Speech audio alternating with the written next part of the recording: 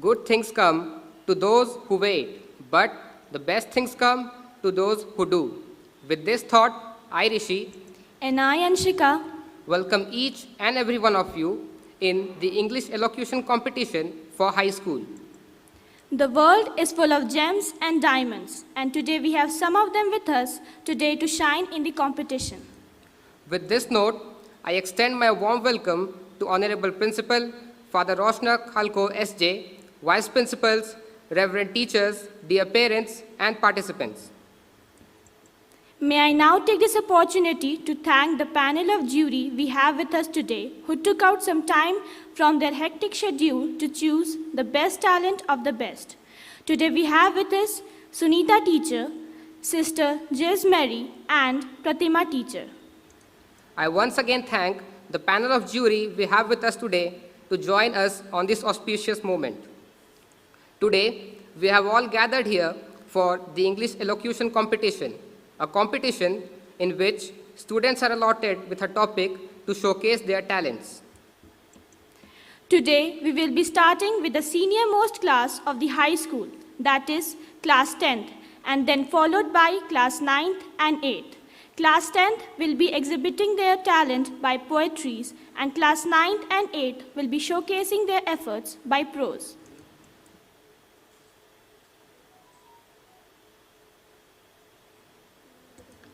May I now request Father Principal to come on the stage and give words of wisdom to our participants.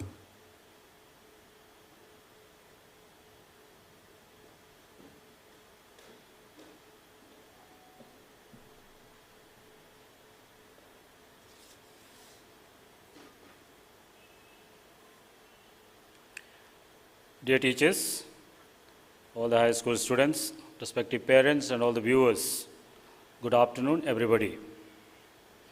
In this digital age, in this troubled time, we have journeyed a long way.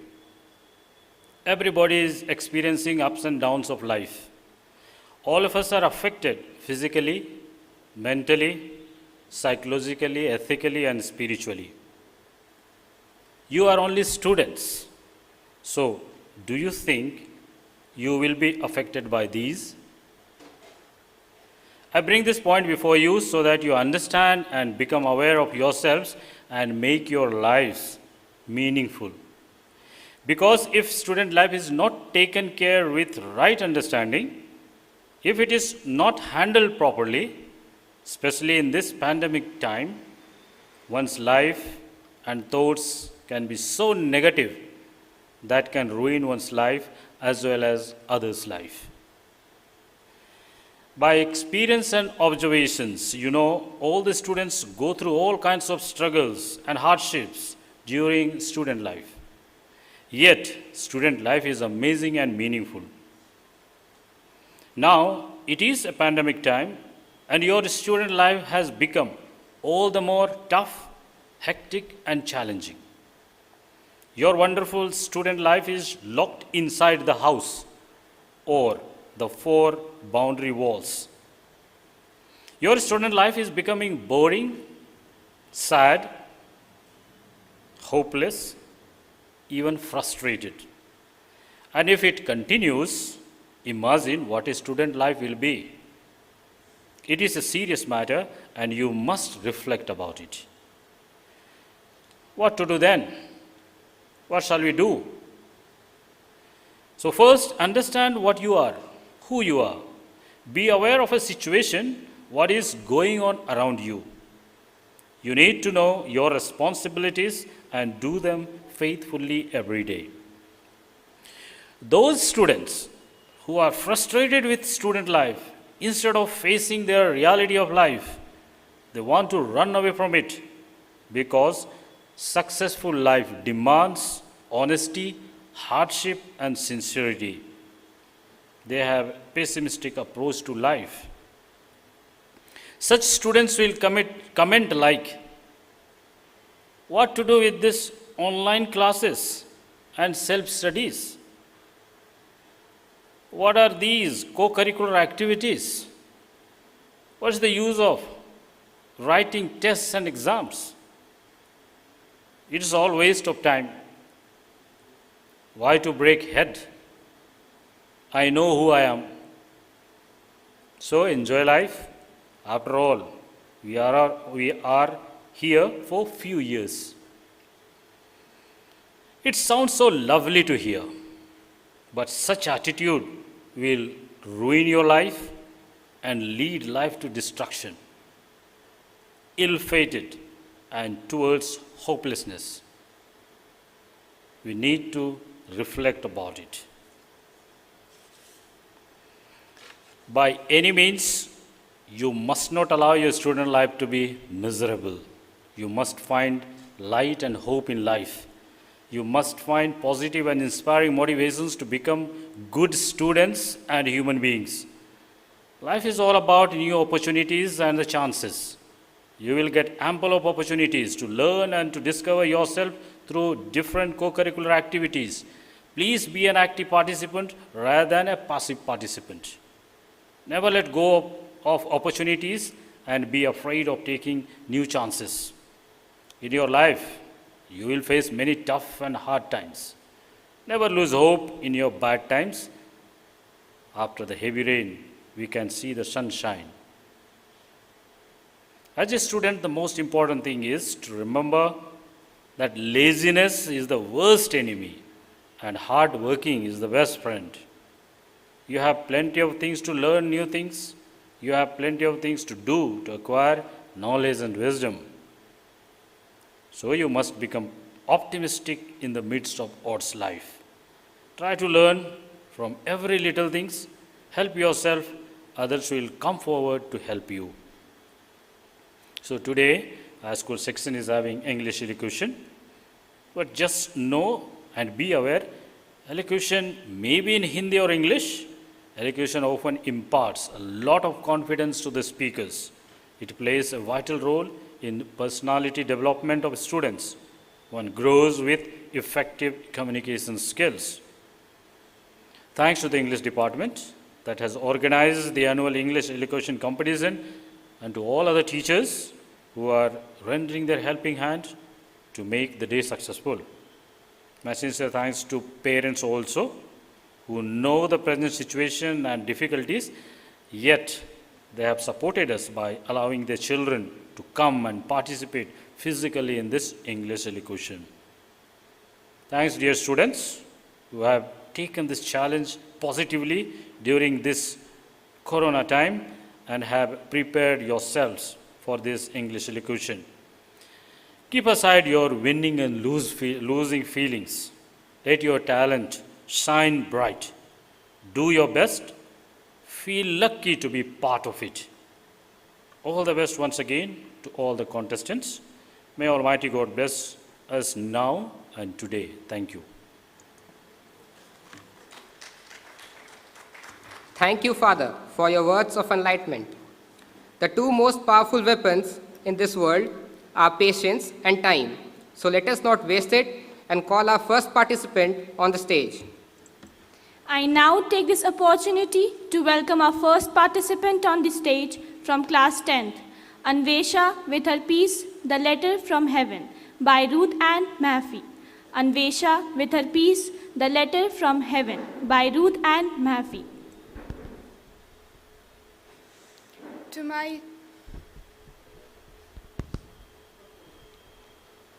To my dearest family, some things I would like to say. But first of all, let me tell you, I arrived okay. I'm writing this from heaven. Here I dwell with God. Here there is no more tears of sadness. It's just eternal love. Do not be unhappy just because I'm out of sight. Remember, I'm always with you, every morning, noon, and night. That day I had to leave when my life on earth was through. God picked me up and said, I welcome you. You were missed since you were gone. And for your dearest family, they'll be here later on. God gave me a list of things to do. And first of all was to look and care for you.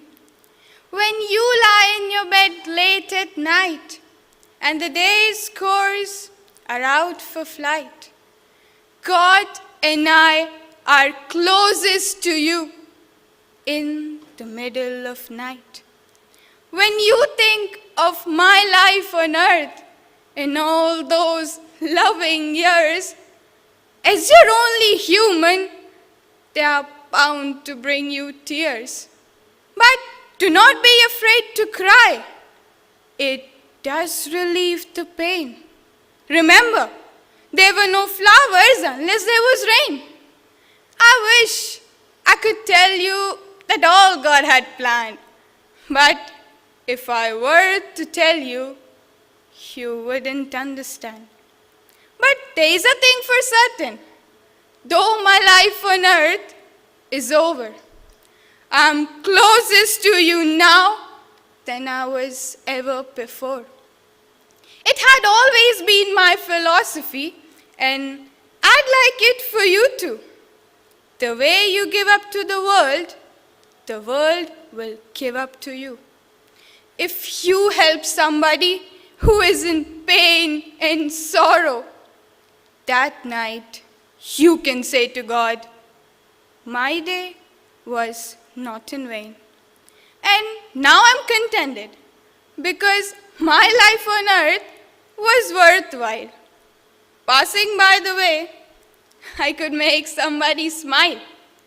When you're walking down the streets and you got me on your mind, remember, I'm walking in your footsteps, just half a step behind.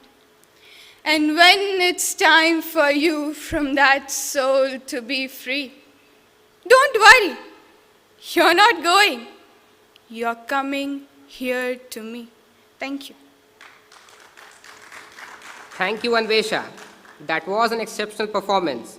We have our next participant from class 10th, Aviral Srivastav, with his recital, The Bridge by C. Dale Young.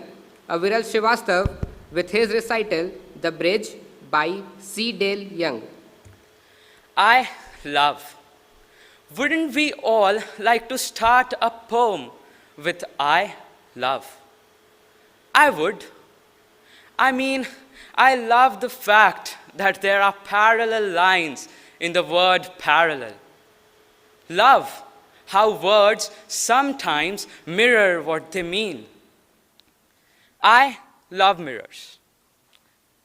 And I love mirrors.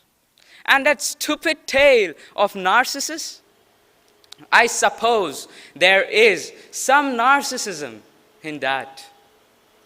You know, narcissism, what you remind me to avoid almost all this time. Yeah, I love narcissism. I do. But what I really love is ice cream. Remember, I told you that no ice cream could survive for a week in my freezer. But you didn't believe me. Did you? No, you did not. But now you know how true that is. I love that you know that my Achilles' heels are none other than my ice cream. So chilly, so common. And I love fountain pens. I mean, I just love them. Cleaning them, filling them with inks, fills me with a kind of joy. Even if joy is so 1950. I know, no one talks about joy anymore. It is even more taboo than love. And so, of course, I love joy. I love the way joy sounds as it exits your mouth. You know, the word joy. How joyous is that? It makes me think of bubbles, chandeliers, dandelions. And I love the way mind runs, that pathway from bubbles to dandelions. Yes, I love a lot. And right here, walking down this street, I love the way we make a bridge, a suspension bridge, almost as beautiful as the Golden Gate Bridge, swaying as we walk together hand in hand. Thank you, one and all. Thank you, Aviran.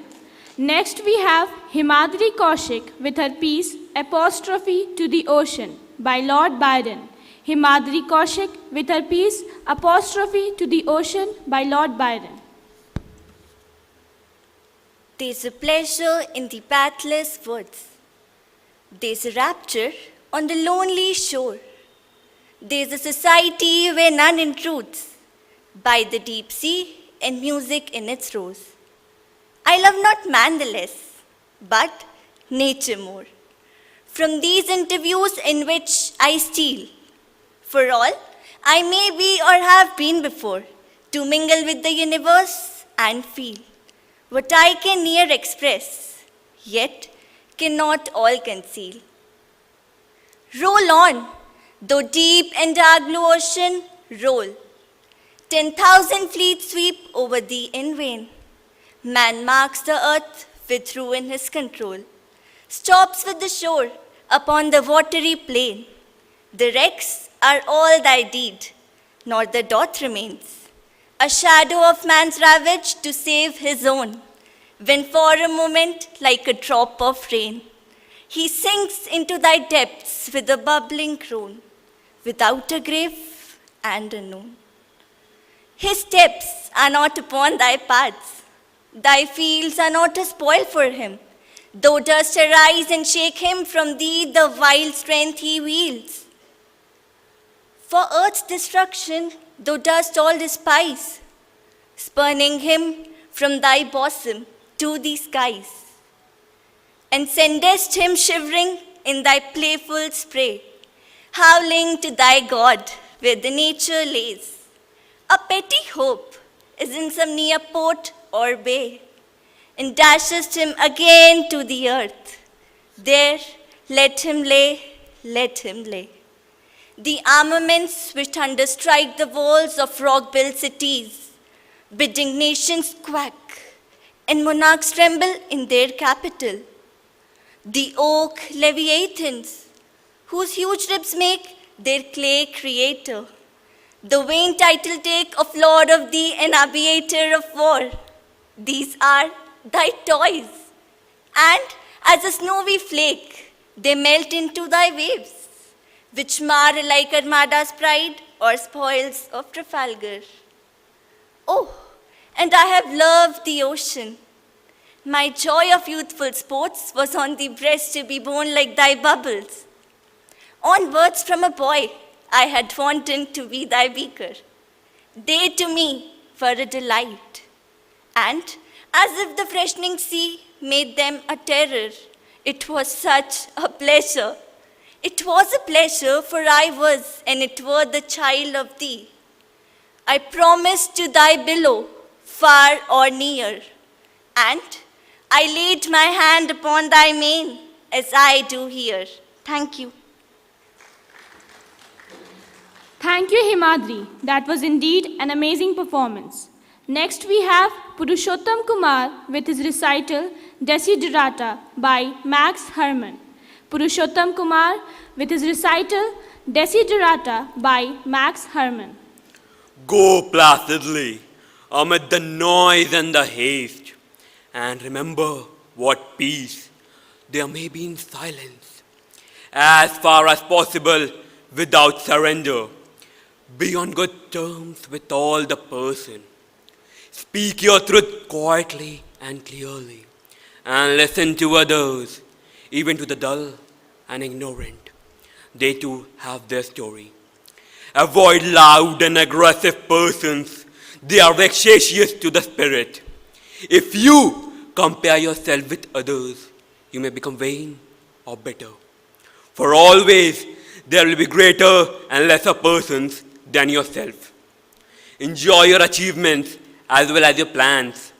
Keep interested in your own career. However humble, it's a real possession of changing fortunes of time. Exercise caution in your business affair. Exercise caution in your business affair, for the world is full of trickery. But let this not blind you to what virtue there is. Many persons strive for high ideals, and life is full of heroism. Be yourself, especially do not feign affection, neither be cynical about love.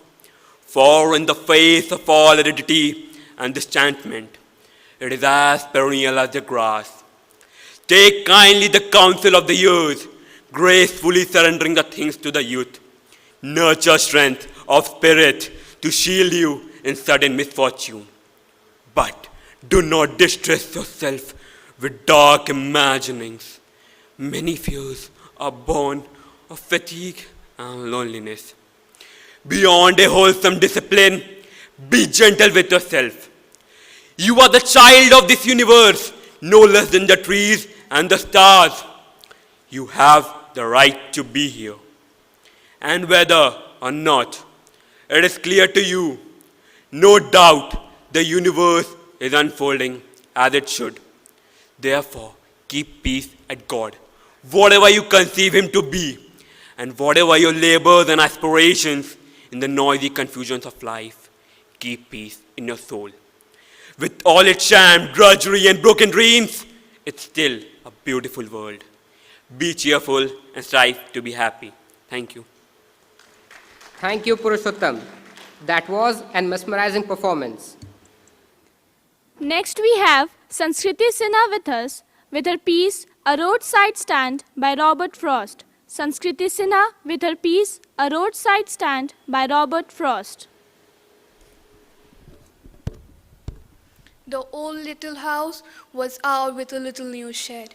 In front, at the edge of the road where the traffic sped, a roadside stand that too pathetically pled, it would not be fair to say, for a dole of bread, but for some of the money, the cash, whose flow supports the flower from cities sinking and withering faint.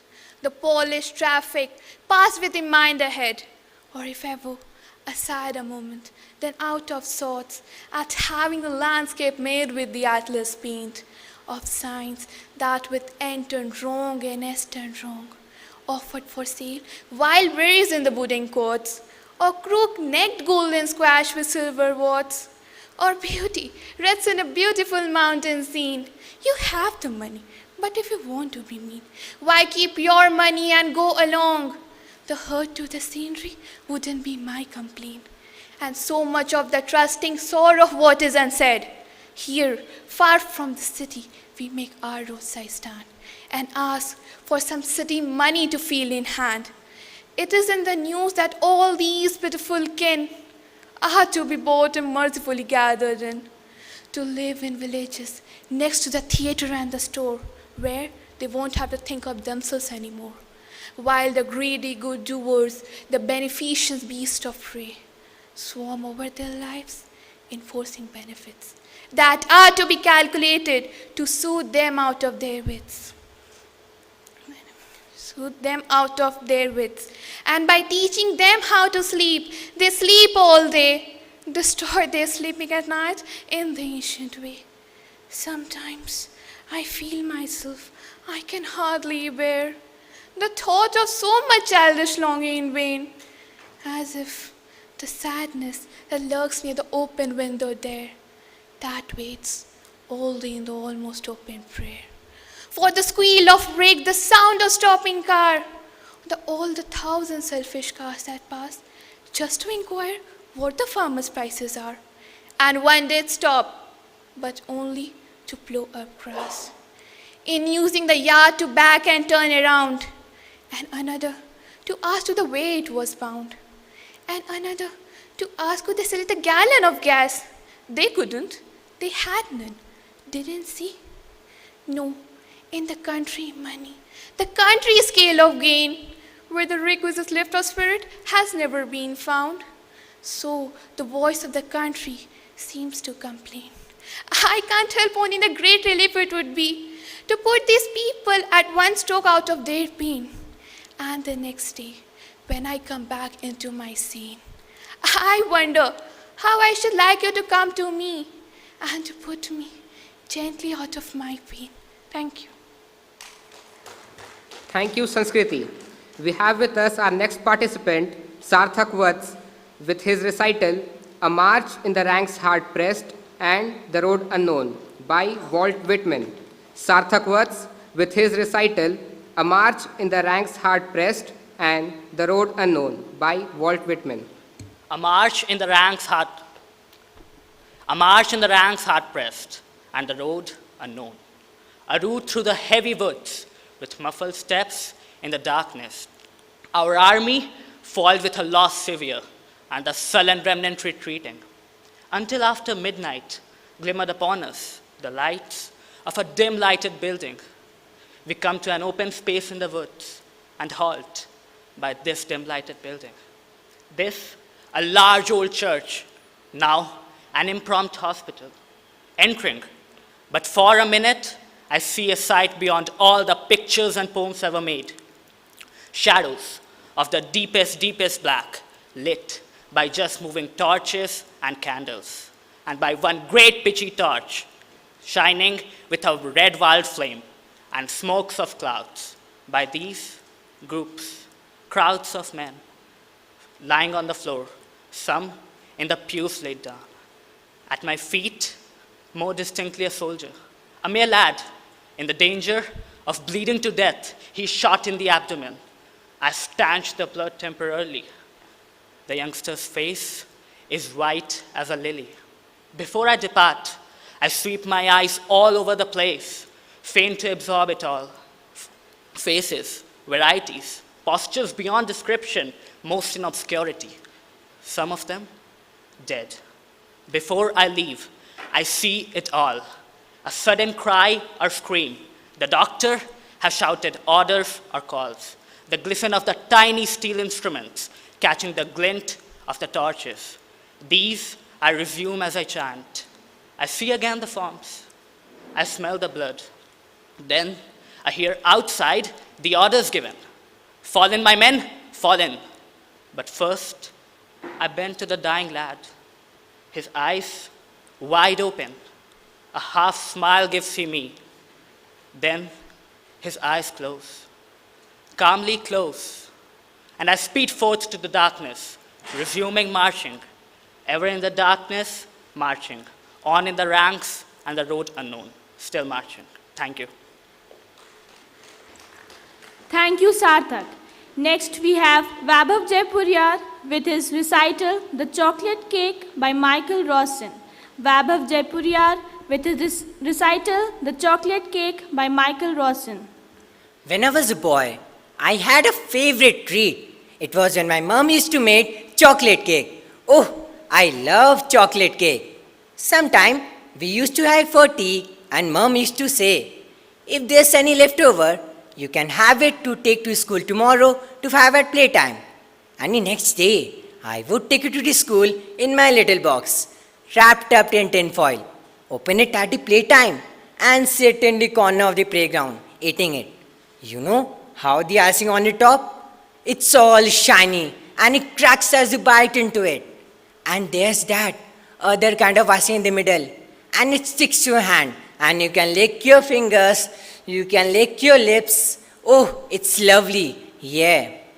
Anyway, once we had the chocolate for tea, and later I went to bed.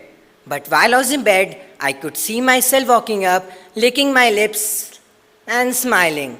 I woke up proper. The chocolate cake, it was the first thing I thought of. I could almost see it. So I thought, what if I go downstairs and have a little nibble? Yeah, it was all dark. Everyone was in bed. It must have been really late. So I go out of the bed, crept out of the door, and there's always a creaky floorboard outside mom and dad's room. And if they wake up and found me, then I will be in big trouble. So I go out of the bed and crept out of the door and past mom and dad's room. And careful, not to tread on bits of broken toys or bits of Lego. You know, what is like treading on Lego with your bare feet? Shh! Are they still asleep? Yes, let's move on. Along the passage, downstairs, into the kitchen, open the cupboard, and there it was, all shiny. So I take it out of the cupboard and I see that. And there's a few crumbs lying about on the plate. So I lick my fingers and ran my fingers all over the crumb, scooping them up and put them into the mouth. Nice. Then I look again. And once that wet has been cut, it's all crumbly. So I take a knife and I think I'll just tie it at a bit. Cut off the crumbly bites and scoop them all up into the mouth. Nice. Then I look at the cake again. That's look a bit funny now. One side doesn't match the other. I think I will just even it up. Cut off the crumbly bites and scoop them into the mouth. A whole slice this time into the mouth. Oh, the icing on the top and the icing in the middle. It's so nice. But now I can't stop myself. And I've taken this knife and the slice and I've just stopped myself. I'm just taking a whole slice at it and I've crammed into it. And I've got this great big chunk and I'm cramming into it. What a great pig. But it's so nice. And there's another. I'm squealing, I'm stuffing with it, and I'm stuffing with my body. And before I know, I have eaten the lot. The whole lot. I look at the plate. It's gone. It's gone. Oh no, they're bound to be noticed, aren't they? What shall I do now? I know. I'll wash up the plate and the knife and put them back into the cupboard, and maybe no one would notice it. So I do that, and creep back to the bed, into the bed, doze off with a lovely feeling in my belly and licking my lips. Nice. Then next morning, I get up for the breakfast downstairs, and mom saying, "Have you got your dinner, honey?" I said yes. "And don't forget to take some chocolate cake with you." I stop breathing. "What's the matter?" She says, "You normally jump at chocolate cake." I'm still not breathing, and she's looking at me very closely now. She's looking at me just below my mouth. She says, "What's that?" "What's what?" "What's that there?" "Where?" "There," she says, pointing at my chin. I don't know. It's look like chocolate cake. It's not chocolate cake, is it? No answer. Is it?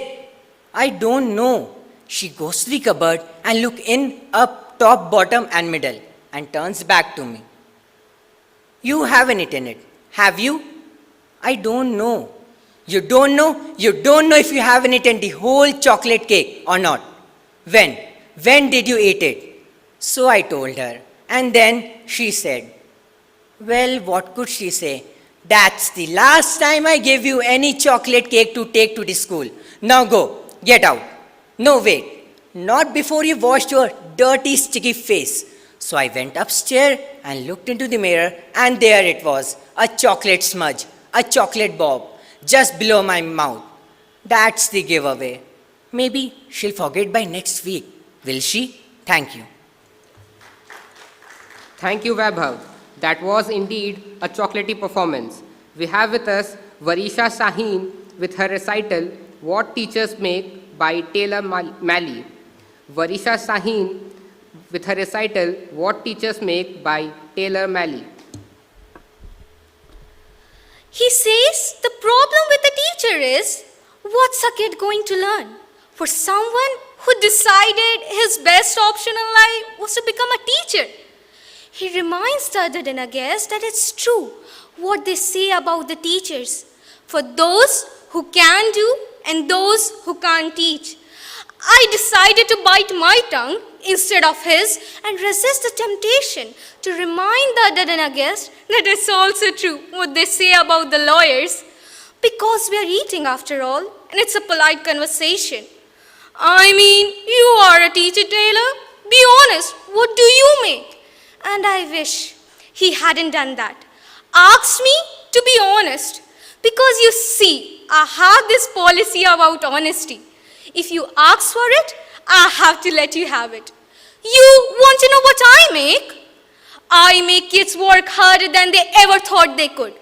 I make a C feel like a word of honor and an A feel like slap on face.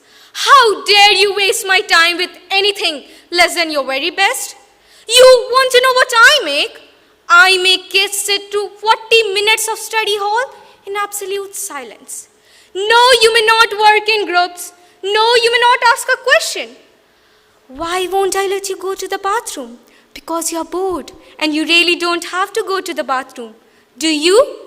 You want to know what I make? I make parents tremble in fear when I call home. Hello, this is Mr. Mully, and I hope I haven't called at a bad time.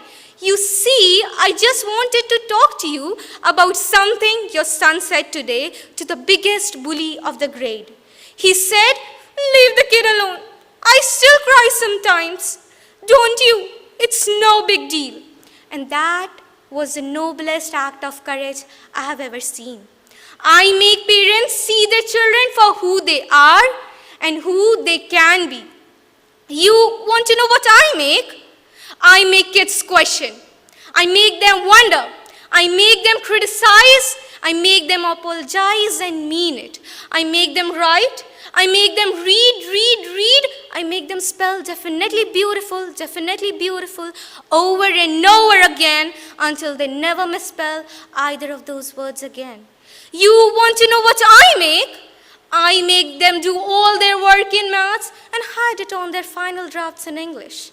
You want to know what I make? I make them understand that if you have got a wonderful mind, you should follow your heart also. And if anyone ever tries to judge you by what you make, you show them who you are and what you can do. Here, let me break it down for you so you know what I say is true. Teachers make difference. Now, what about you? Thank you. Thank you, Varisha. Life is a battle. The one who runs away from it stands nowhere, but the one who fights it shines. The greatest glory in living life is not in never falling, but in rising every time we fall. May we have a big round of applause for the tireless efforts made by the participants of Class 10th. We now shift to the next level of our competition.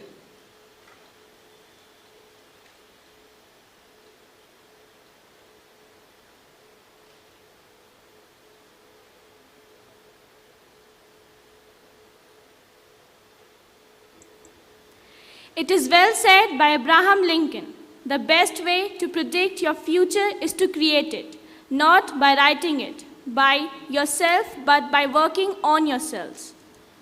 A mind is not a vessel to be filled, but a fire which needs to be ignited.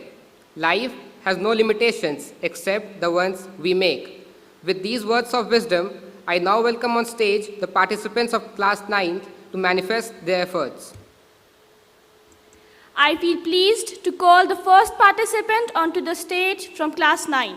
May I now request Dipanshu Kumar to come on the stage with his piece, Appreciating Yourself. Dipanshu Kumar with his piece, Appreciating Yourself.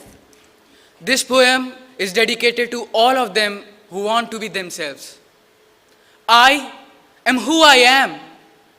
Who would else I would be? No one, because I would not change for you. I'll not waste my life being someone I cannot be. As I say that I'm important, they simply laugh at me. As I hide my cry and emotions, they simply hating and judging me. But I'm different and diverse in different ways. Even if I hide my cry and emotions, I do not care about those who hate me, because I am simply me and no one can change that fact. I might not be the most beautiful for you, but I have my own beauty in the inside and the outside. I take my own confidence and pride as a gain and keep my own success. You can warn me. You can have me, but don't ever judge me because you are not me. Take me as I am, or don't take me at all. If you don't like who I am, just let me fall. I am who I am. Who else should I be? I won't change for you, so why change for me?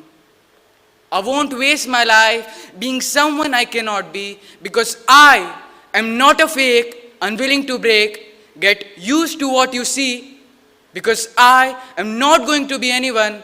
I am always me. And yeah, I have my own place. I have a sparkle in my eyes that even I can't deny. I am stronger than so many can understand.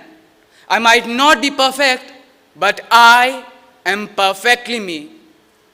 I choose to be good from the deeper tile, rather on I keep her shy. I pick to be on a safer side, not knowing when to be tamed from the trustee's lie. So I gave a try to my lone fly, just not to be called a social, ethical butterfly. I am who I am, a boy in his teen. I am who I am, one of God's made greatest thing. I won't ask much from you because I myself is the greatest thing. I am who I am. I like what I am. I love what I do and I do what I can. Thank you. Thank you, Dipanshu. We have our next participant from class 9, Divyanka Deep, with her prose, Daddy, by Sylvia Plath. Divyanka Deep, with her prose, Daddy, by Sylvia Plath. Daddy, you do not do any more black shoe, in which I have lived like a foot for 30 years, poor and white, barely daring to breathe. Daddy, I have had to kill you. You died before I had time. Marble heavy, a bag full of God. Ghastly statue with one great toe, big as a Frisco seal, and a head in the Atlantic where it pours beam green over blue. In the waters of beautiful Nauset, I used to pray to recover you. In the German tongue, in the Polish town scrapped flat by the roller of wars. But the name of the town is common. My Polak friend says there are dozen or two. So I could never tell where you put your foot, your root. I could never talk to you. The tongue stuck in my jaw. It stuck in the barbed wire snare. Ick, ick, ick. I could hardly speak. I thought every German was you, and the language obscene. An engine, chuffing me like a victim to dug out Auschwitz Belsen. I began to talk like a victim. I think I may well be a victim. You stand at the blackboard, Daddy. In the picture, I have of you. A cleft in your chin instead of your foot. But no less devil for that. No, not a black, fat man who bit my pretty red heart into two. I was 10 when they buried you, and 20, I tried to die and get back to you. I thought even the bones would do. But they pulled me out of the sack and stuck me together with a glue. And then I knew what to do. I made a model of you, a man in the black with Menkef look and the love of the rack and screw. And I said, I do. So Daddy, I'm finally through. If I have killed one, I have killed two. The vampire who said he was you and drank my blood for a year, 7 years. If you want to know, Daddy, you can lie back now. There's a stake in your black, fat heart. The villagers never liked you. They're dancing and stamping on you. They always knew it was you. Daddy, I'm through. Thank you. Thank you, Divyanka. That was indeed a wonderful performance. Next we have Gaurango Kumar Ghosh with his piece The Slave's Dream by H.W. Longfellow. Gaurango Kumar Ghosh with his piece The Slave's Dream by H.W. Longfellow. Good morning, everyone. The Slave's Dream by H.W. Longfellow. Beside the ungathered rice he lay, his sickle in his hand. His breast was bare, and his matted hair was buried in the sand. Again in the mist and shadow of sleeps, he saw his native land. Wide in the landscape of his dreams, the lordly Niger flowed. Beneath the palm trees on the plain, once more a king he strode, and heard the tinkling caravans descend the mountain road. He saw once more his dark-eyed queen among her children stand. They clasped his neck, they kissed his cheeks, and held him by the hand. A tear burst from the sleeper's lids and fell into the sand. And then at furious speed he rode along the Niger's bank. His brittle reins were golden chains, and with a martial clank, at each leap, he could feel his scabbard of steel smiting his stallion's flank. Before him, like a blood-red flag, the bright flamingos flew. From morn till night, he followed their flight over the plains with the tamarind grew, till he saw the roofs of the Caffrey huts and the ocean rose to view. At night he heard the lion roar and the hyena scream, and the river horse as he crushed the reeds beside some hidden stream. And it passed like a glorious roll of drums through the triumph of his dream. The forests with their myriad tongues shouted of liberty, and the blast of desert cried aloud with a voice so wild and free that he started in his sleep and smiled at the tempest's glee. He did not feel the driver's whip, nor the burning heat of day. Had Death illumined the land of sleep, and his lifeless body lay? A worn-out fitter that the soul had broken and thrown away. Thank you. Thank you, Gurango. We have our next participant, Komal Singh, with her recital Annabel Lee by Edward Allen. Komal Singh with her recital Annabel Lee by Edward Allen. Good afternoon to each one of you present here. Annabel Lee by Edward Allan Poe. It was many and many years ago, in the kingdom by the sea, that a maiden there lived, whom you may know by the name of Annabel Lee. And this maiden, she lived there with no other thought than to love and be loved by me. I was a child and she was a child in this kingdom by the sea. But we loved with a love which was more than a love. I and my Annabel Lee. With a love that the winged seraphs of heaven convicted her and me.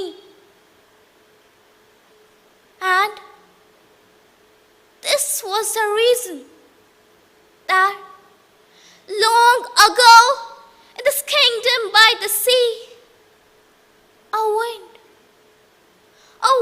blew out of a cloud, chilling my beautiful Annabelle Lee. So her kinsmen came and bore her away from me to shut her up in sepulchre in this kingdom by the sea. The angels, not half so happy in heaven, went envying her and me. No, this was the reason, as all men know in this kingdom by the sea, that one night a wind blew out of a night, chilling and killing my beautiful Annabelle Lee. But our love, it was far more stronger than those who were older than we, of those who were wiser than we. And neither the angels in the heaven nor the demons under the sea can never dissever my soul from the soul of my Annabelle Lee. For me, the moon never beams without bringing me dreams of my Annabelle Lee. The stars never shine, but I can feel the bright eyes of my Annabelle Lee. And so, all the night time, I lie down by the side of my darling, my life and my bride, in her sepulchre in this kingdom by the sea, in her tomb by the sounding sea. Thank you. That was a very captivating performance. Next we have Om Gautam with his piece The Three Little Pigs by Roald Dahl. Om Gautam with his piece The Three Little Pigs by Roald Dahl. Good morning, everyone. The Three Little Pigs by Roald Dahl. The animal I really dig above all other is the pig. Pigs are noble, pigs are clever, pigs are courteous. However, now and then, to break this rule, one meets a pig who's a fool. What, for example, would you say if strolling through woods one day, right there in front of you, you saw a pig who built his house of straw? The wolf who saw it licked his lips and said, "The pig has had his chips. Little pig, let me come in." "No, no, bite the hairs on my chinny chin chin. Then I'll huff and I'll puff and I'll blow your house in." The little piggy began to pray, but the wolfie blew his house away. He shouted, "Bacon, pork and ham. Oh, what a lucky wolf I am." And though he ate the pig quite fast, he carefully kept the tail till last. Wolf wandered on, a trifle bloated. Surprise, surprise, for soon he noted another little house for pigs, and this one had been built of twigs. Little pig, let me come in."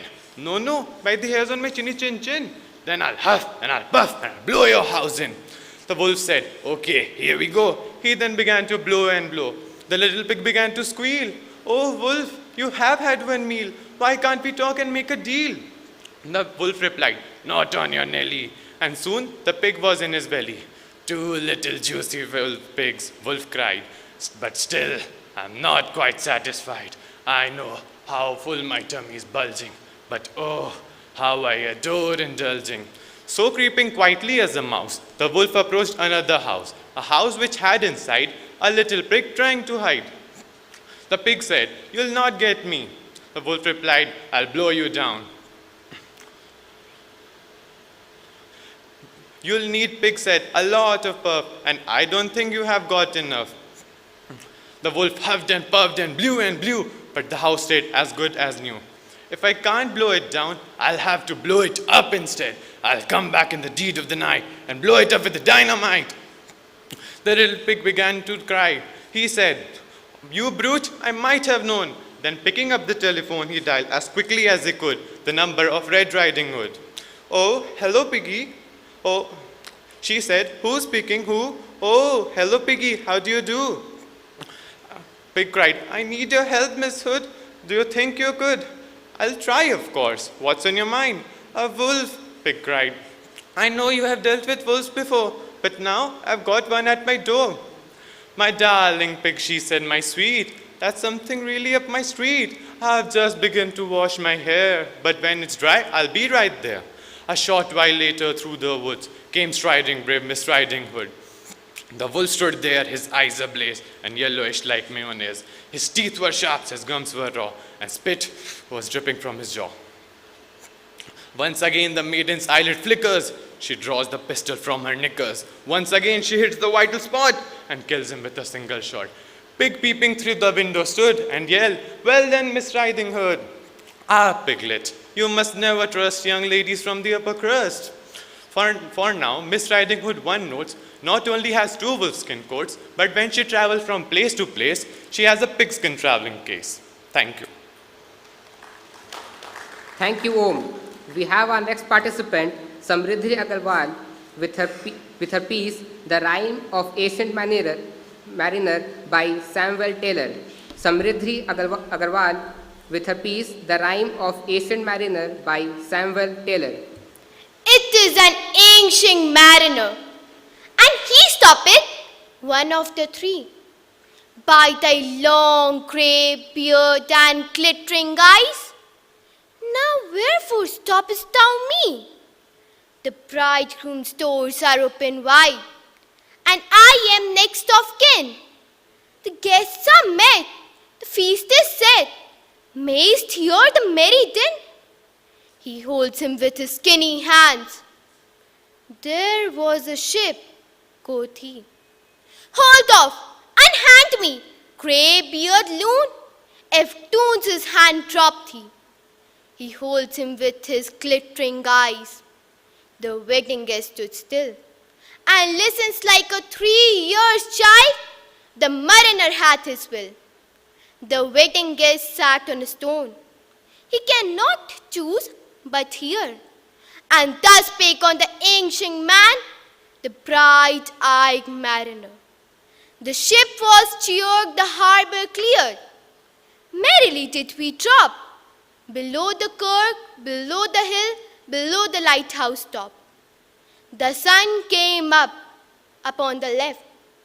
Out of the sea came he, and he shone bright, and on the right went down into the sea. Higher and higher every day, till over the mast at noon, the waiting guest he beat his breast, for he heard the loud bassoon. The bride hath paced into the hall, red as rose is she, and nodding their head before her goes the merry minstrelsy. The waiting guest here beat his breast, yet he cannot choose but hear. And thus spake on the ancient man, the bright-eyed mariner. And now the storm blast came. He was tyrannous and strong. He stuck with his o'ertaking wings and chased the south along, with sloping mast and tipping prow. As he pursued, the yell and blow still threads the shadow of his foe, and forward bends his head. The ship drove fast, loud roared the blast, the southward ivy fled. And now there came both, mist and snow, and it grew wondrous cold, and ice mast high came floating by, as green as emerald. And through the drift the snowy cliff did sink the dismal sheen, nor shapes of men, nor beasts we ken. The ice was all between. The ice was here, the ice was there, the ice was all around. And it cracked and growled and roared and howled like noises in a swound. At length did we cross an albatross. Through the fog it came, and if it had been a Christian soul, we hailed in God's name. It ate the food it had never read, and round it flew. And ice did split with a thunder quick, the helmsman steered us through, and thought the drift the snowy cliff Did sing decimal sheen, nor shapes of men, nor beast we can, the ice was all between. And now the storm blows, and the God saves the ancient mariner from the fiends that plagued us. Why lookest thou so? With my crossbow I shot the albatross. Thank you. Thank you, Samriddhi. Now I would like to call upon the last participant from class 9, Sanskriti Saurav, with her piece Equipment by Edgar Albert Guest. Sanskriti Saurav with her piece Equipment by Edgar Albert Guest. Figure it out for yourself, my lad. Figure it out for yourself, my lad. You have all that the greatest of men have had. 2 arms, 2 hands, 2 legs, 2 eyes, and a brain to use if you would be wise. With this equipment, they all began to start for the top and say, I can. Look them over, the wise and great. They take their food from a common plate. And similar knives and forks they use. With similar laces they tie the shoes. The world considers them brave and smart, but you have all they had when they made their start. You can triumph and come to skill. You can be great if only you will. You are well equipped for what fight you choose. You have legs and arms and a brain to use.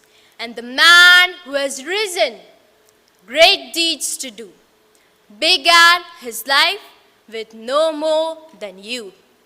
You are the handicap you must face. You are the one who must choose your place. You must say where you want to go, how much you will study, the truth to know. God has equipped you for life. God has equipped you for life, but He lets you decide what you want to be. Courage must come from the soul within. The man must furnish his will to win.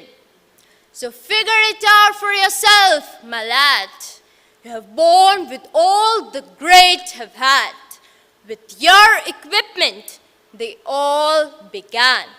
Get hold of yourself and say, I can. Get hold of yourself and say, I can. You are the creator, you are the destroyer. You are the creator, you are the destroyer. So tell yourself that I can.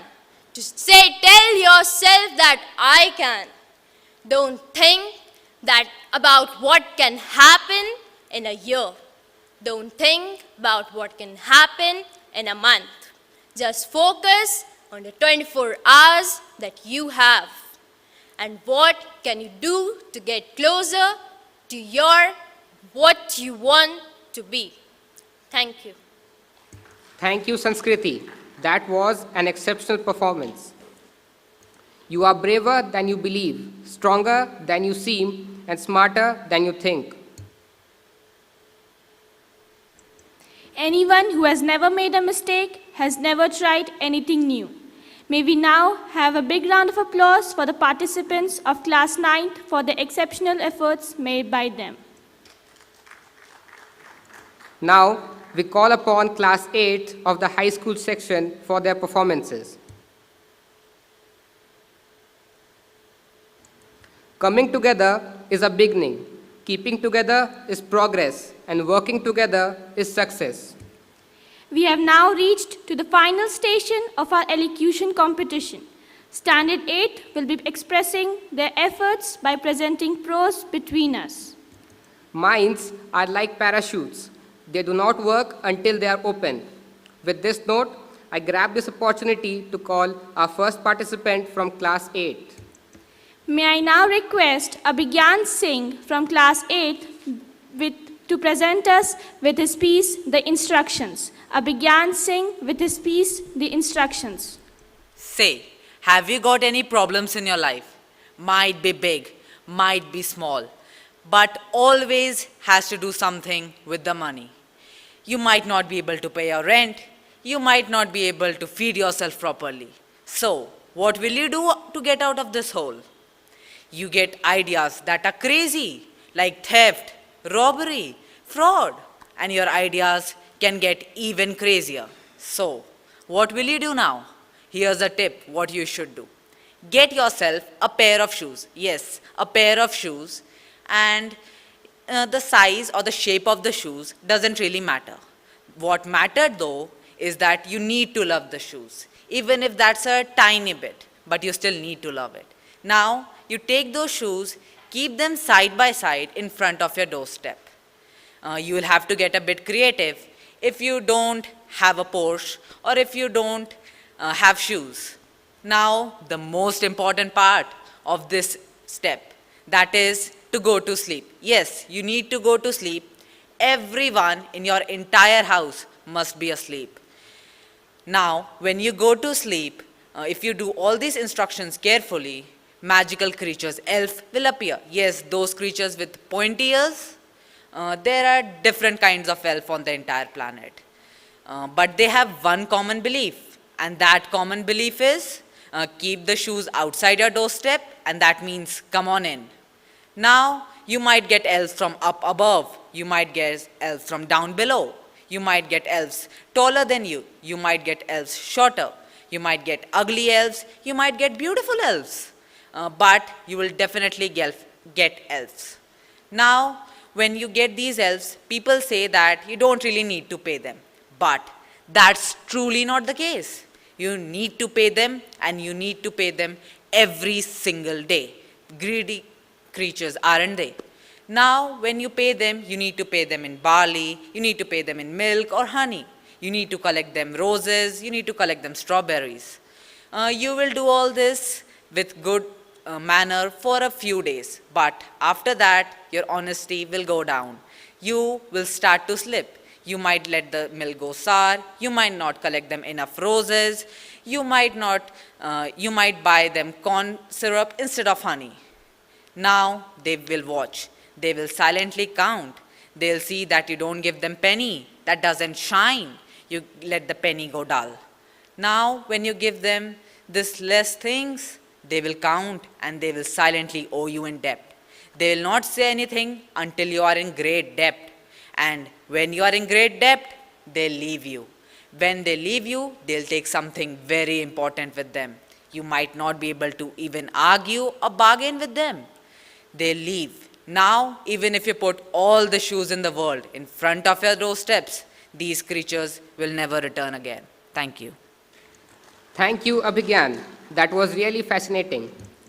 Next we have Drishti Komal with her piece, The Spirit of Death. Drishti Komal with her piece, The Spirit of Death. Three brothers traveling along a lonely winding road at twilight reached a deep treacherous river where anyone who attempted to swim or wade would drown. Learned in the magical arts, the brothers conjured a bridge with their van and proceed to cross. Halfway through the bridge, a hooded figure stood before them. The figure was enraged. The spirit of death cheated of his due. The death cunningly pretended to congratulate them and proceed to award them with gifts of their own choosing. The eldest brother, a combative man, said, "I want a wand more powerful than any in existence." The death granted his wish by fashioning him the elder wand from a branch of elder trees standing on the bank of river. The second brother, an arrogant man, chose to further humiliate death. He said, "I want the power to recall the decrees from the grave." The dead granted his wish by crafting him the resecuration stone from a stone picked up from the river bank. The third and youngest brother was the most humble and wise, did not trust on death. He asked for something that enabled him to go forth without death being able to follow. A reluctant death most unwillingly handed over a part of his own, the invisibility cloak. The three brothers took their prizes and soon went on their separate ways. The eldest brother traveled to a village where a wizard whom he had quarreled lived. He sought out the duel and fought the wizard using the wand, instantly killing the latter, leaving his enemy dead upon the floor. He walked to an inn not too far from the dwelling site and spent the night there.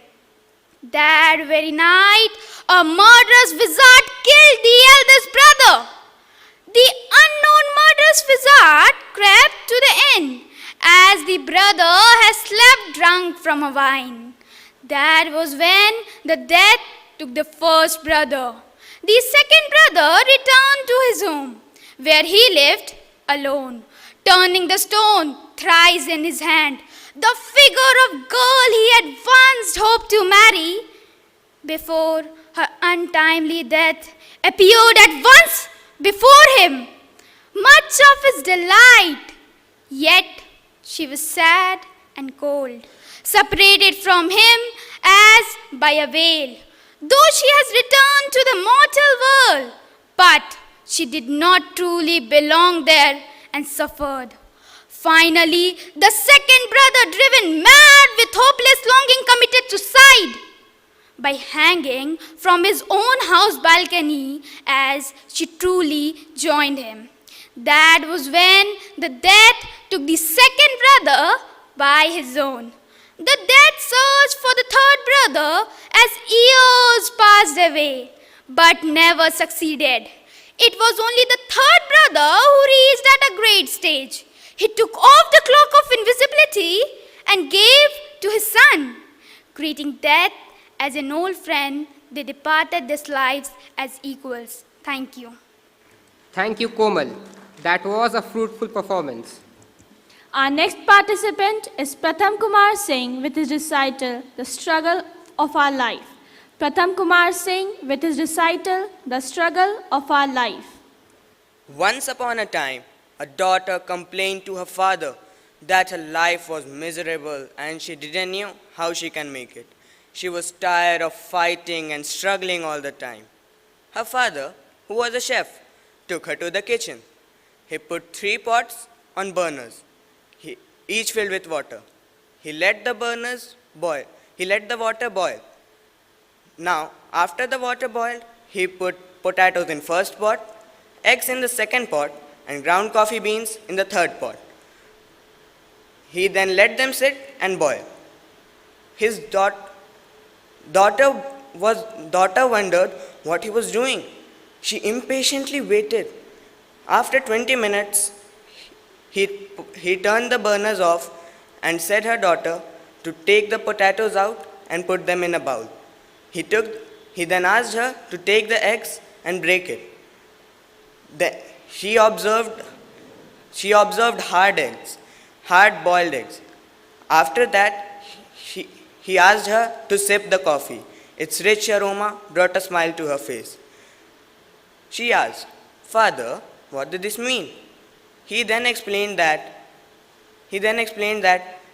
the potatoes, the eggs, and the coffee beans each faced the same adversity, that is, the boiling water.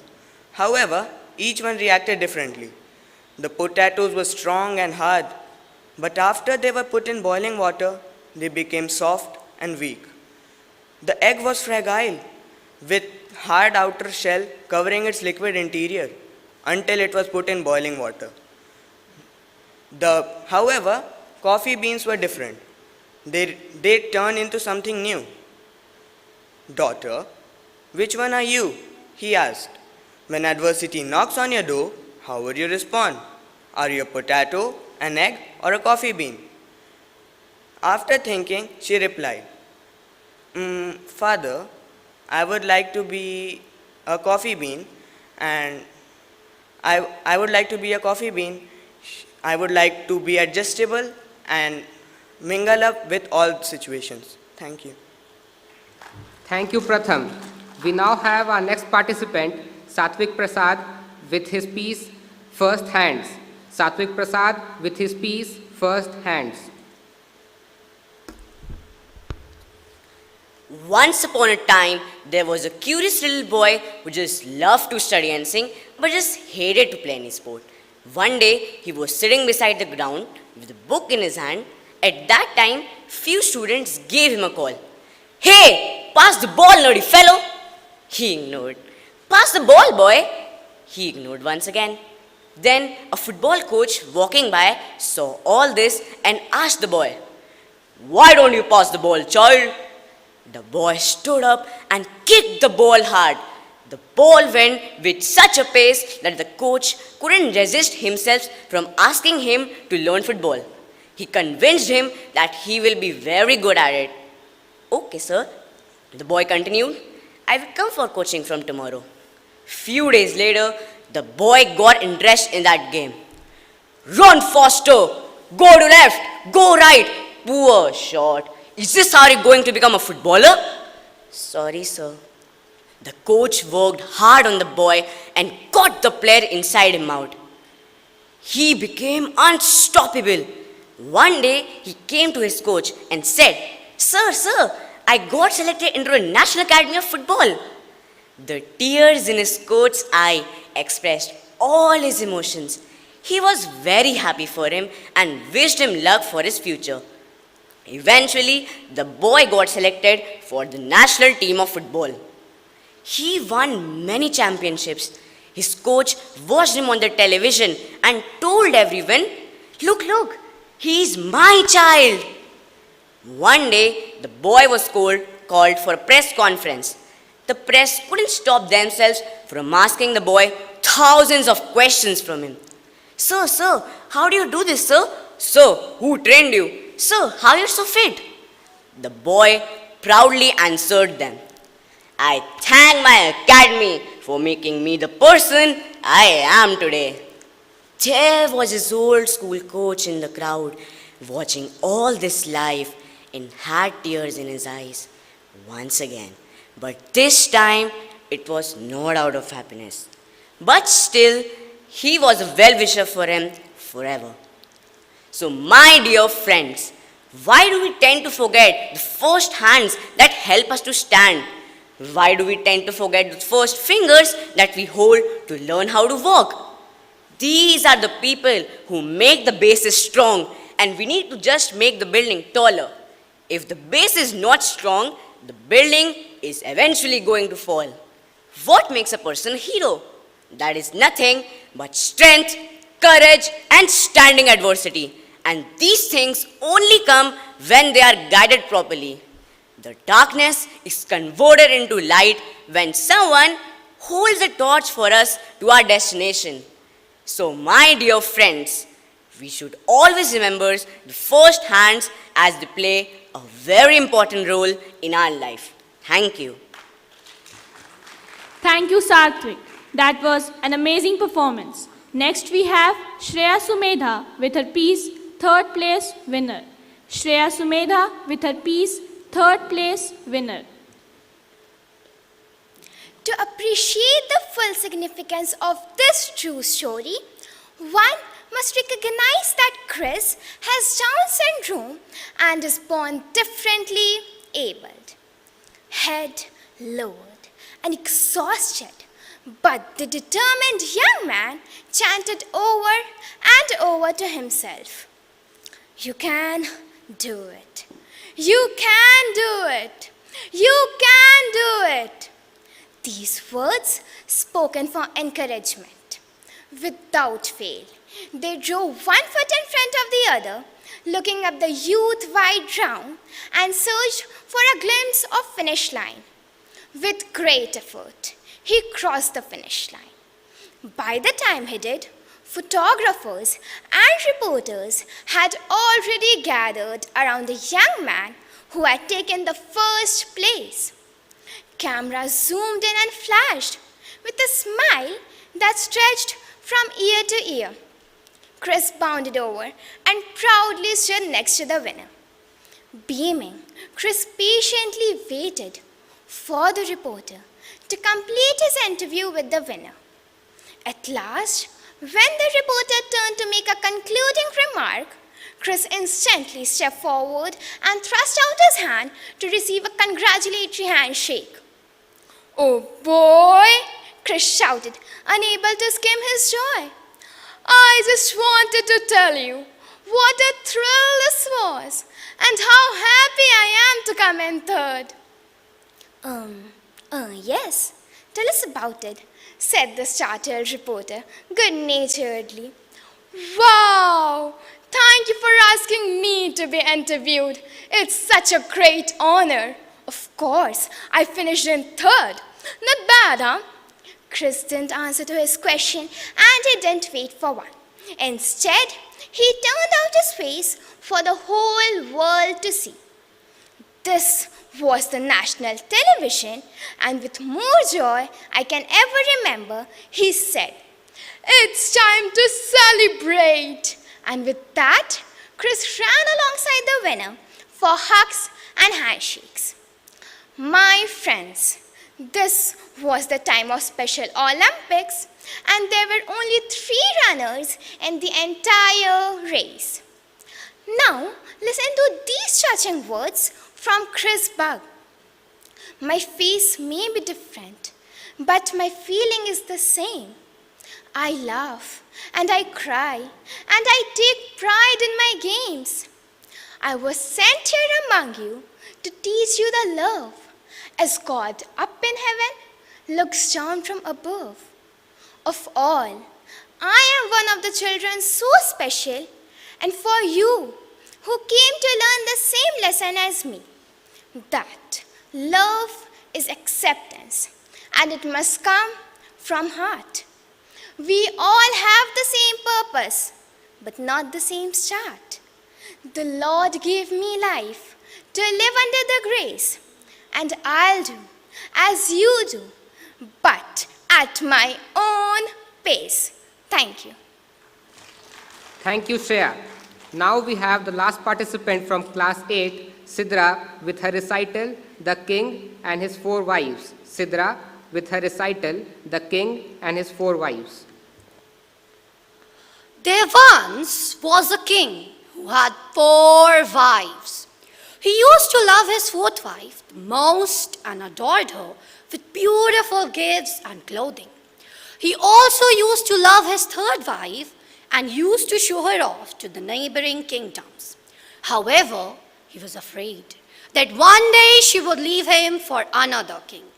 He also used to love his 2nd wife, who was his confidant and was always there for him.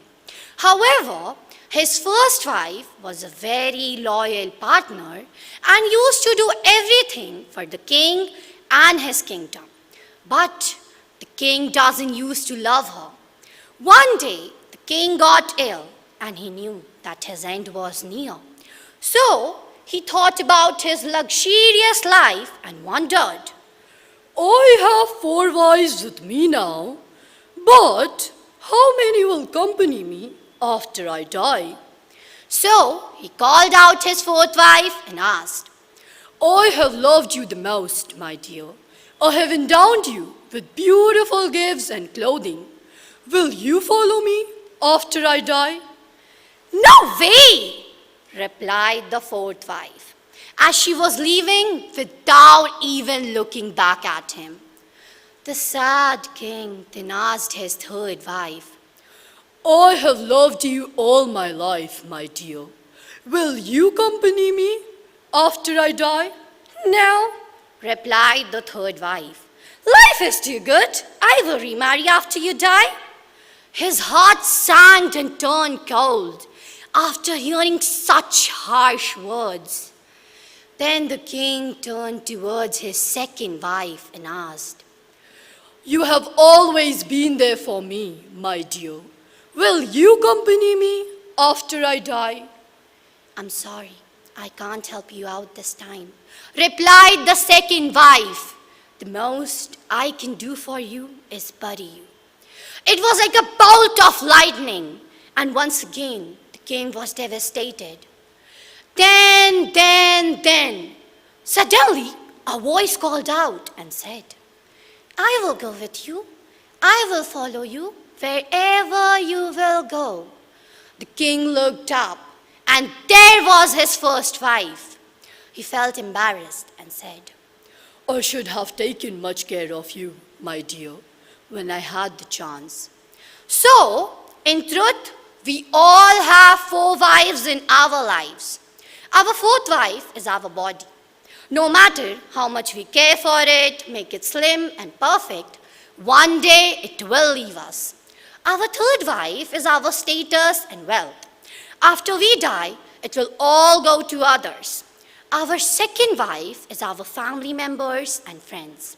No matter how much they care for us, stand by our side, but when we die, the most they can do for us is bury us. And our 1st wife is our soul. It is often neglected in the pursuit of wealth and pleasure to fulfill our ego, but it is the only thing that will follow us wherever we go, no matter where it is. Thank you. Thank you, Sidra. Believe in yourself and all that you are. Know that there is something inside you that is greater than any obstacle outside. You cannot go back and change the beginning, but you can start where you are and change the ending. With this, we have now arrived at the end of the entire English elocution competition for the high school. All is well that ends well. We have now come to the end of the competition. May I now request Sunita teacher to come on the stage and share her views on this competition.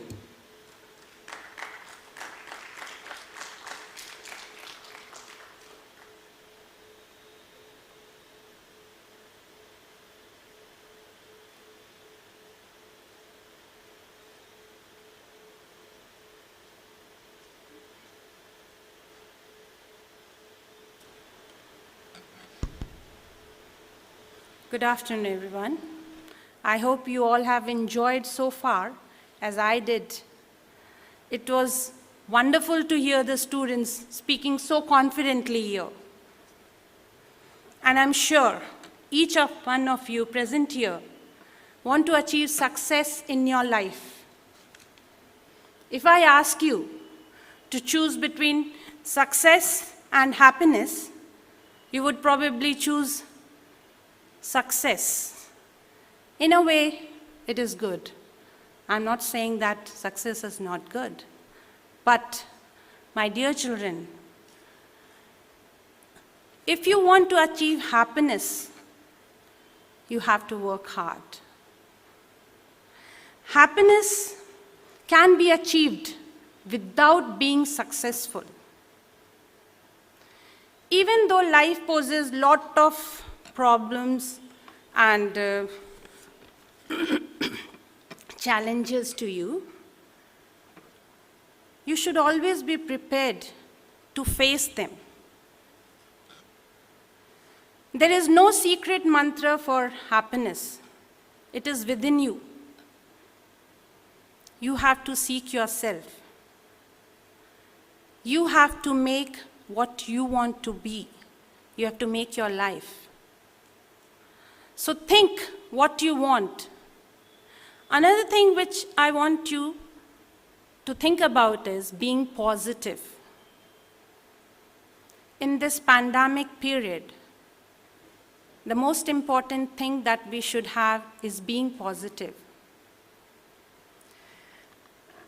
I want to tell you all something more, that you must also watch your attitude towards your competitors and should never nurture ill feelings towards them.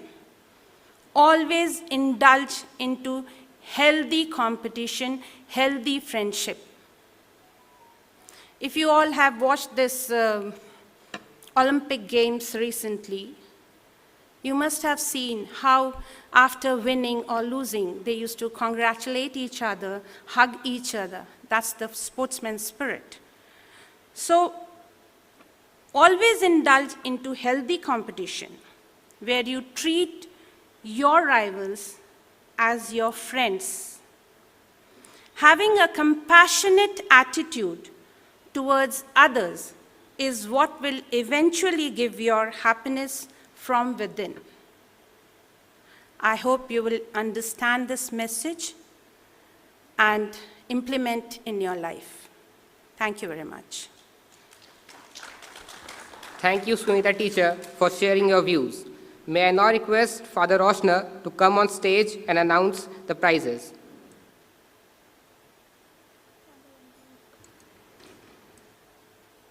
May I request Father Ranjit to come on stage and distribute the prizes.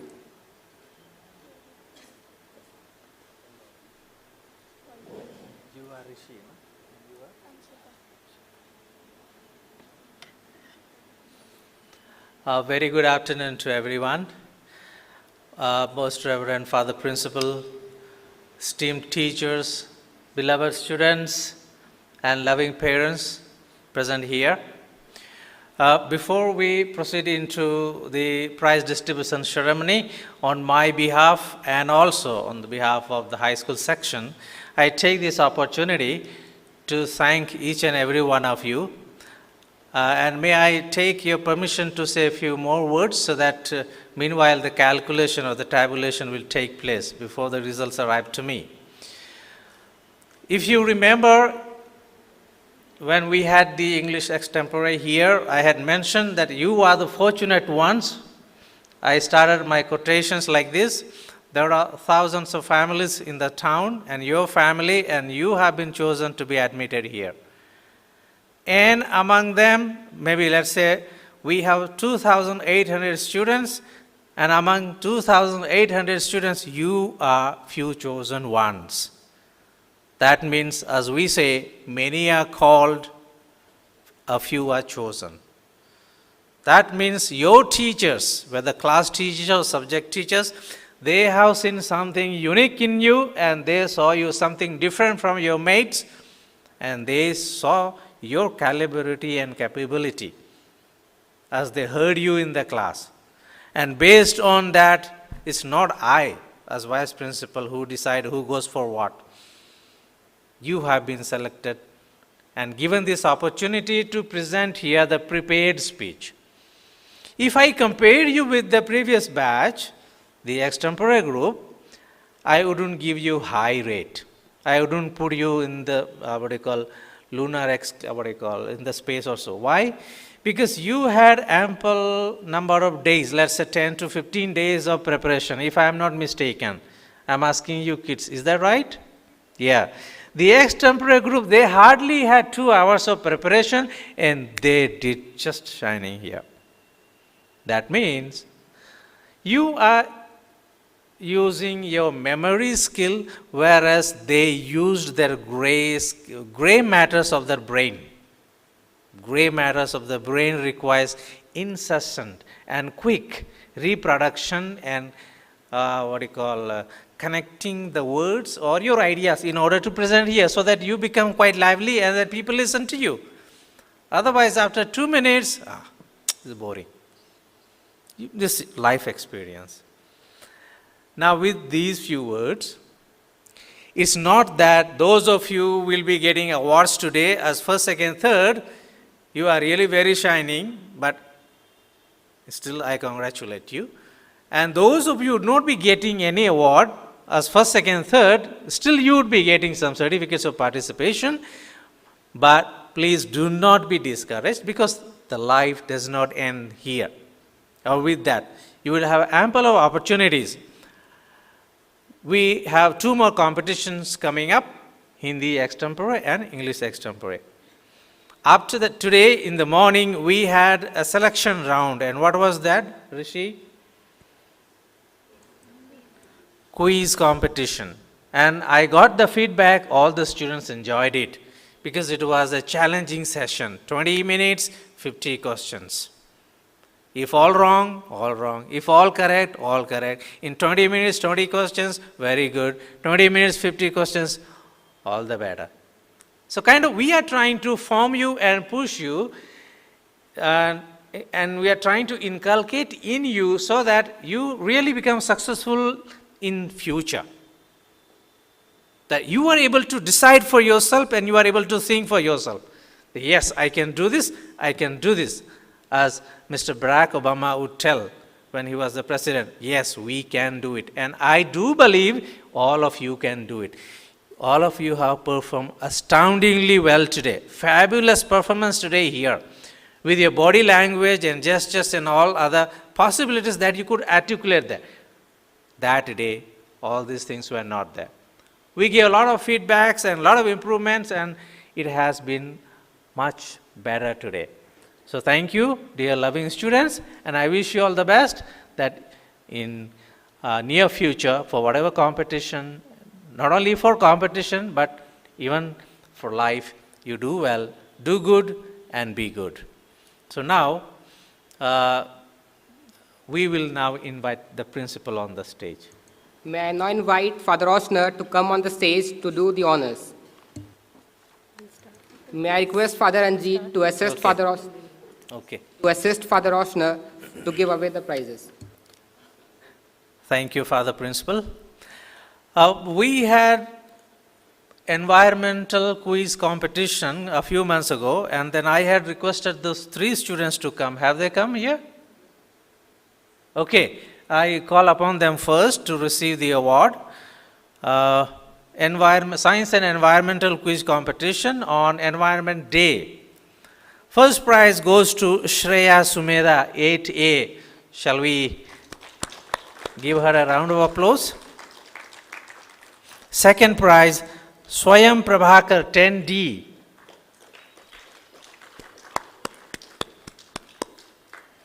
Third prize, Shraddha Palak, 10B.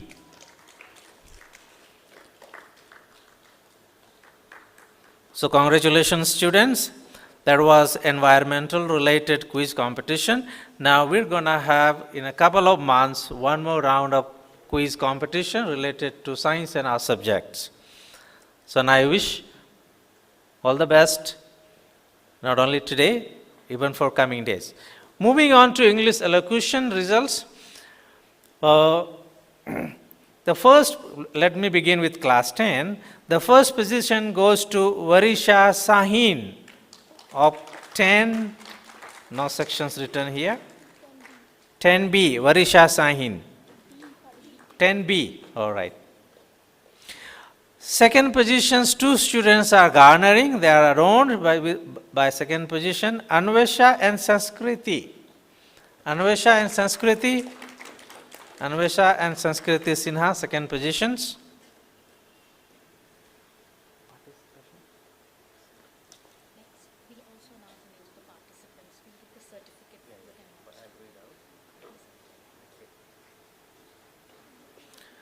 May I request the class 10 participants to come to the stage also to receive the awards, participation certificates.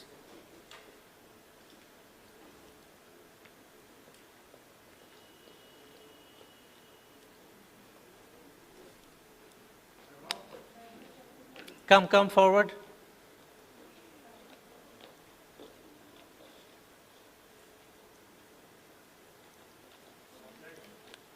The others, first, second, third have been marked here. The others' names can be called out for participation. Okay.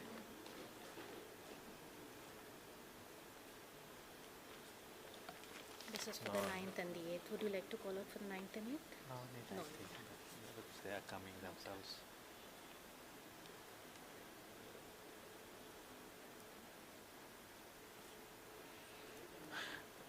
Class 9. The first award goes to, there are in fact 2 students who are getting first award. Gaurango Kumar Ghosh and Komal Singh, first award. Gaurango Kumar Ghosh and Komal Singh, class 9. Third position, no sir, the second position to say, Divyanka Deep. Divyanka Deep. The other students, please, you are also requested to come to the stage to receive the participation certificates.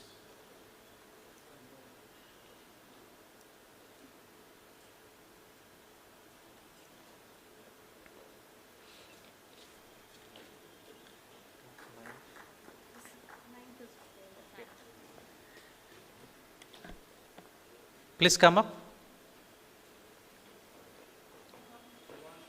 The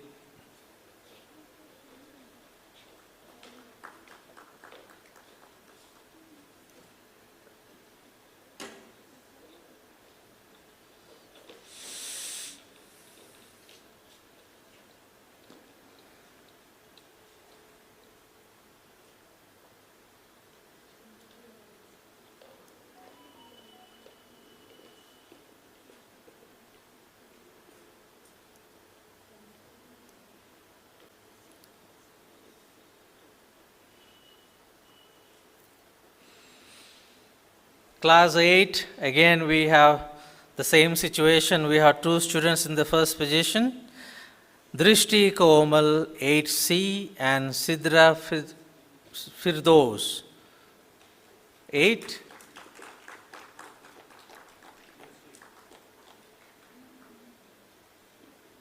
Eight B.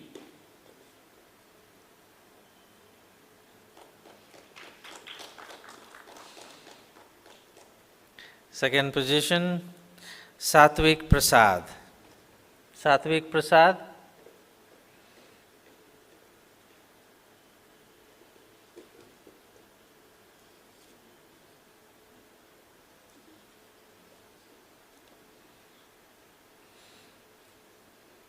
May I request rest of the participants to come to the stage to receive participation certificate?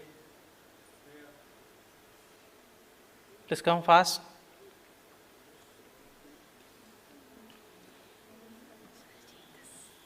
I'll take this for the Okay. results.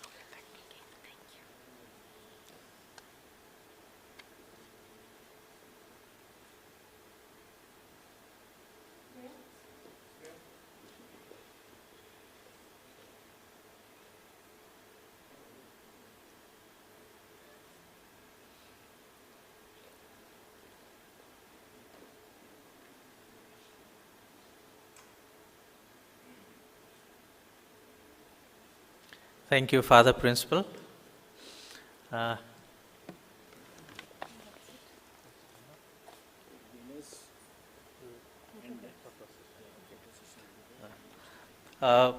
Father Principal will have a photo session with the winners at the end, so please do not move away quickly. Even others as well. At the end, as to propose word of thanks, I have said a lot of things already. On behalf of the school, the management, high school section, I would like to extend my heartfelt thanks and gratitude to Father Principal for giving us an opportunity and this day and making this hall available for us so that we could successfully carry out today's event, the English Elocution. Also, I would like to register my heartfelt credit to the English teachers under the guidance of Afroj ma'am, Soma. Let me take the names of all the teachers, Neetu ma'am and Chandrasekhar sir. Thank you very much, dear loving teachers, English department. Shall we congratulate them and give them a round of applause? And a special thanks and gratitude to Rishi Narayan and Anshika, class 10 students, who volunteered to be anchors for today's event. Thank you very much, and I do believe you two have learned a lot by doing this anchoring. At the end, I would like to thank the technical staff, the photographers, the cameraman, and all those who really have worked hard in order to train the students, in order to teach the students so that they could perform their best here. Especially parents who gave their consent, and some of the parents are here, they have come. Parents especially who gave their consent that their kids could come. So thank you parents, and thank you all who have been in some way or the other helping us and guiding us. Thank you very much, and have a good day. At the end of the entire English elocution competition, I warmly thank each and everyone involved in this program for making this program a wonderful one. Thank you.